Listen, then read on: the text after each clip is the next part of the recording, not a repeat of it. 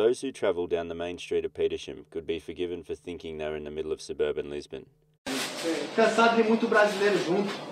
Às vezes é muita gente. Aqui é uma cultura só. Portuguese is widely spoken in Little Portugal, as it is known locally, and the suburb in Sydney's inner west has become very well known for its strong Portuguese community and traditional cuisine. Mass migration from other parts of Sydney over the last few decades has turned it into Sydney's very own Portuguese cultural hub.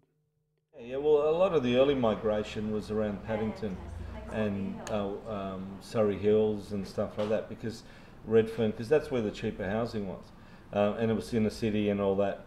And then they started coming over here because the houses were bigger and cheaper. And Gil Gasper from Petersham Travel Agency has been in the area as long as anyone and knows all there is to know about the area and the food.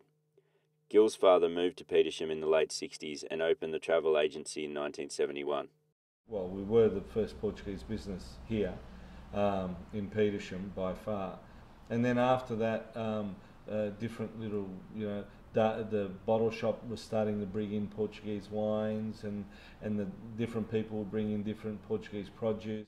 Gil says that while the area is very rich in Portuguese food and culture, businesses that haven't adapted as the area evolved culturally have not survived. Some would come and go, but unfortunately they came and they were trying to do Portuguese food just for Portuguese, and there wasn't enough market for that. Whereas the other ones have come to do Portuguese food for everybody.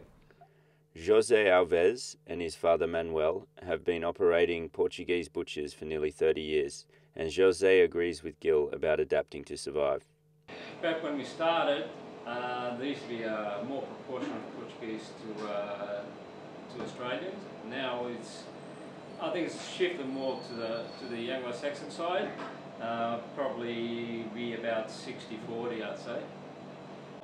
A lot of people from other nationalities have been introduced to different foods. So now, not only with myself, but I'm sure it'll be a very similar thing with all the other businesses in the area. Portuguese is no longer their main customer base now.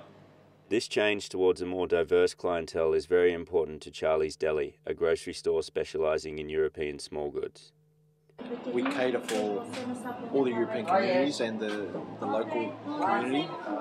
Big portion of our business is Portuguese, and then there's a lot of spin-offs from there, a lot of Brazilians, a lot of Spanish, a lot of Italians as well, but Portuguese is the main focus of this business. Second generation owner Sam Sartoro, who has Italian heritage, has seen the suburb change a lot since his father opened the business 32 years ago. Going back about 10, 15 years, maybe even close to 20 years, you could see the Portuguese start to move in, and they turned the area into their own little area. Little restaurants began to open up, and they started to cater. Sam knows better than most the importance of adapting to a new climate.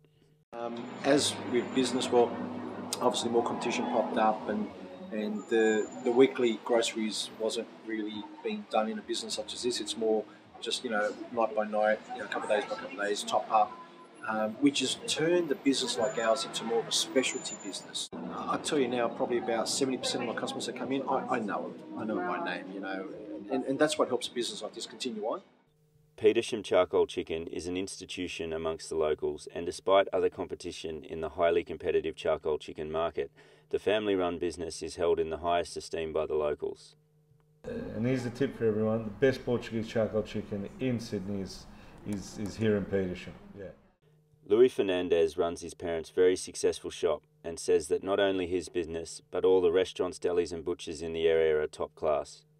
In regards to Australia, probably suburban Petersham is the mecca of Portuguese food in Australia, which is here in Sydney.